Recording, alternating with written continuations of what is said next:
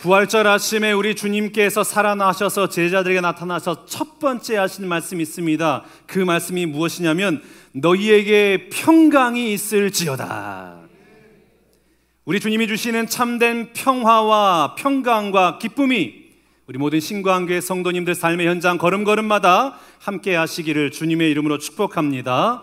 그 부활 주님의 생명의 충만함이 우리 모든 삶의 현장 가운데 임하시기를 주님의 이름으로 축복합니다. 예수님의 부활은 하나님 안에 소망을 두고 그리고 하나님의 뜻을 따라 살아가는 이에게 더 이상은 죽음이 지배권을 행사하지 못한다라는 것을 선포하는 것입니다. 그러니까 예수 그리스도를 나의 구주, 나의 하나님으로 영접하는 모든 이들 가운데는 더 이상 사망이 지배하지 못하는 겁니다. 죽음의 그림자, 질병과 고통과 아픔과 슬픔과 절망과 눈물이 우리를 지배하지 못하게 된다라는 의미입니다. 부활은 생명이에요. 다시 살아나는 것입니다. 모든 삶의 영역이 새로워지는 것입니다. 그런데 우리는 이 죄와 사망의 권세를 이기신 예수님의 부활의 그 능력을 고백하면서도 실제 삶에서는 우리 주님의 부활의 능력을 경험하지 못하면서 살 때가 많이 있습니다. 얼마나 사소한 일에 우리가 절망을 하고 아주 조그만 일에도 쉽게 좌절을 하고 슬픔과 염려와 근심으로 우리 인생을 보내게 될 때가 너무나 많이 있다는 것을 잘 알고 있습니다. 우리 주님은 부활하셔서 새로운 생명을 주셨는데 새로운 변화의 역사가 시작되기를 바라고 계시는데 우리는 여전히 어둠의 그늘 안에 갇혀 있어가지고 그 하나님이 허락하신 그 영광의 삶을 누리지 못한다라는 것입니다. 여러분, 우리의 가정들 보십시오. 얼마나 많은 다툼과 또 불륜과 폭력 때문에 무너지는 가정이 얼마나 많이 있습니까? 그분들이 예수를 믿지 않는 게 아니에요. 예수님을 믿습니다. 예배도 잘 드려요. 기도도 하고 헌금도 하고 전도도 합니다. 그런데 그런 문제들이 우리 가정 가운데 일어난다라는 것이죠. 이웃과의 관계는 어떤가요? 나의 이기심과 나의 욕심 버리지 못해서 혹시 이웃과의 다툼이 혹시 일상화되어 버리진 않았습니까? 혹시 내가 예수님을 믿는다라는 그 사실을 우리 주변에 있는 이웃들이 알고 있을까요? 만약 이웃들이 알고 있더라면 과연 그들은 우리를 어떻게 평가하고 있을까요? 와, 예수님의 부활의 능력을 경험하는 그리스도인이 맞구나, 이렇게 평가하고 있을까요? 아니면 그 반대의 평가를 내리고 있을까요? 참 용서하는 것이 힘듭니다. 용서하는 게 너무나 힘들어요. 화해하고 이해하고 용납하는 일이 힘든 거예요. 우리는 예수님을 믿지만 끊임없이 갈등을 반복하고 다투고 서로 거리감이 있고 분리하려고 하고 장벽이 있고, 주님은 영광의 부활을 아침에 동참하라고 말하는데 그 소생되는 새롭게 되는 그 은혜에 동참하라고 말하는데 우리는 여전히 어둠의 그림자 안에 갇혀서 산다라는 것입니다. 왜 그럴까요? 부활의 주님을 모르기 때문에 그럴까요? 아닙니다. 너무나 잘 알아요. 부활의 주님의 그 능력도 잘 알아요. 그 무엇이 문제일까요? 예배도 잘 드립니다. 얼마나 하나님 앞에 헌신하는지 모릅니다.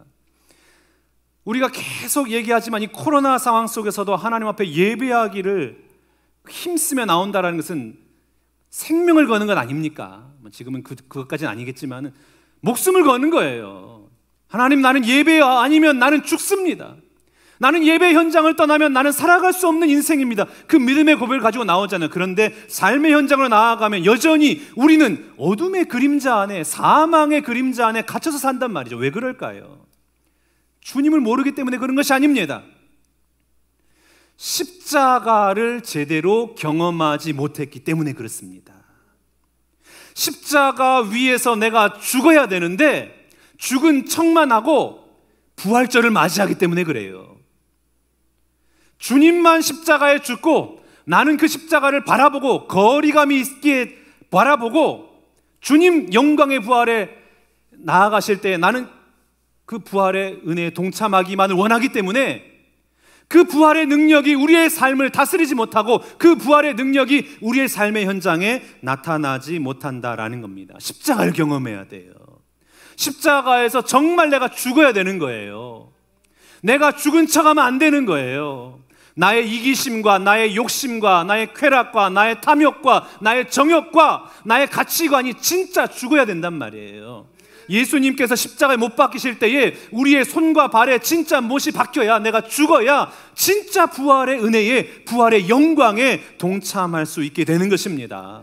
로마서 6장 8절 9절 말씀 봐볼까요? 만일 우리가 그리스도와 함께 죽었으면 또한 그와 함께 살 줄을 믿노니 이는 그리스도께서 죽은 자 가운데서 살아나셨음에 다시 죽지 아니하시고 사망이 다시 그를 주장하지 못할 줄을 알미로라. 아멘. 그리스도와 함께 죽었으면이에요. 죽어야 부활하는 겁니다. 죽지 않은 자에게는 부활이 없는 거예요. 내가 정말 죽을 때에 진짜 부활의 생명이, 부활의 능력이, 부활의 은혜가 내 삶의 현장 가운데 나타나는 것입니다. 사망이 다시 그를 주장하지 못할 것이니라. 사망이 주장하지 못하는 거예요. 오늘 엠마오로 가는 두 제자가 그런 상태였습니다. 부활의 기쁨을 몰라요. 주님을 만났지만 그 부활의 기쁨에 동참하지 못하고 있습니다. 이런 제자들의 상태를 16절에서 이렇게 표현하고 있습니다. 그들의 눈이 가려져서 그인 줄 알아보지 못하거늘. 눈이 가려졌대요. 영적인 눈이 가려져 버린 겁니다.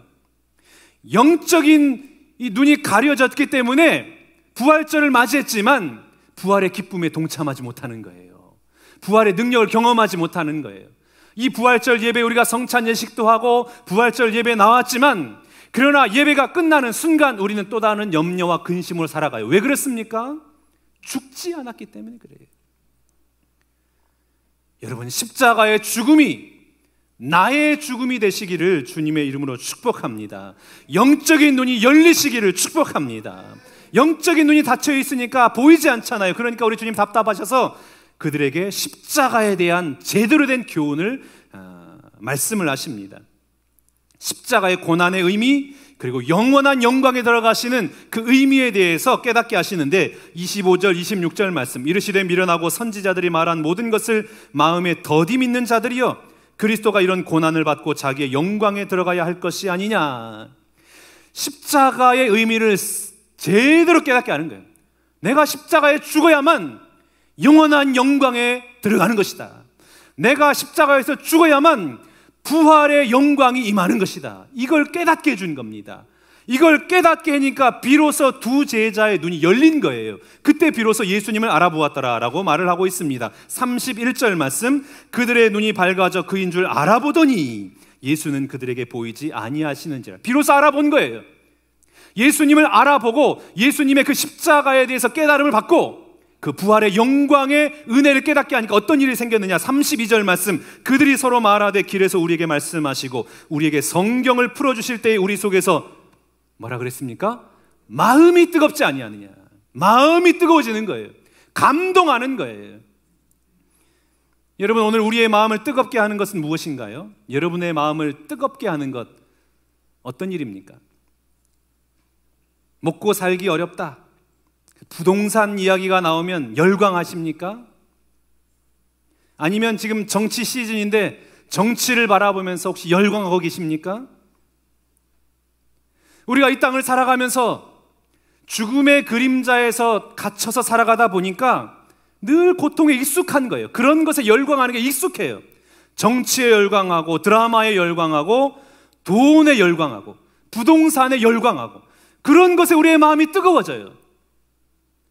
근데 사랑하는 여러분, 바라기는 십자가의 은혜를 깨닫고 눈물의 그 현장, 낙심의 현장, 절망의 현장을 살아가게 하는, 살아나게 하는, 변화되게 하는 그 놀라운 부활의 영광에 동참하는 것으로 말미암아 여러분들의 심령이 뜨거워지시기를 주님의 이름으로 축복합니다.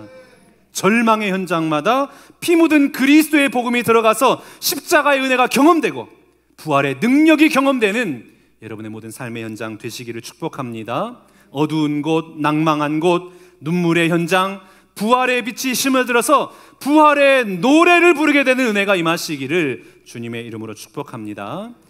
부활이라는 불후의 명작을 남긴 톨스토이가 자신이 어떻게 새 사람이 됐는지를 고백하는데 이렇게 고백을 합니다.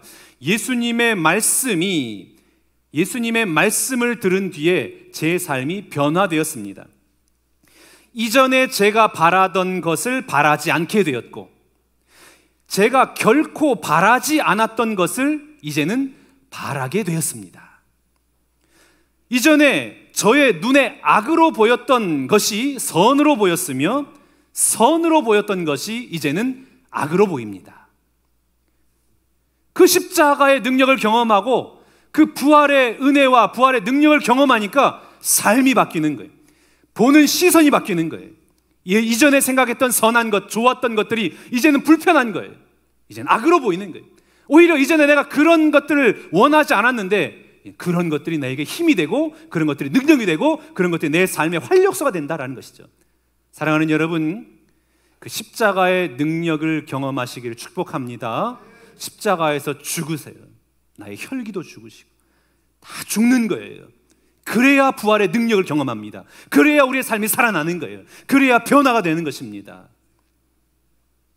톨스토이처럼 우리도 새로운 변화의 삶을 맞이하여서 기쁨과 영광과 감사함으로 주님 노래하며 매일매일 새롭게 살아나는 우리 모든 신광교회 성도님들 다 되시기를 바랍니다. 오늘 부활절을 맞이하여서 우리 모든 신광교회 성도님들 삶의 현장 걸음걸음마다 부활의 영광의 빛이 찬란하게 빛나시기를 주님의 이름으로 축원합니다.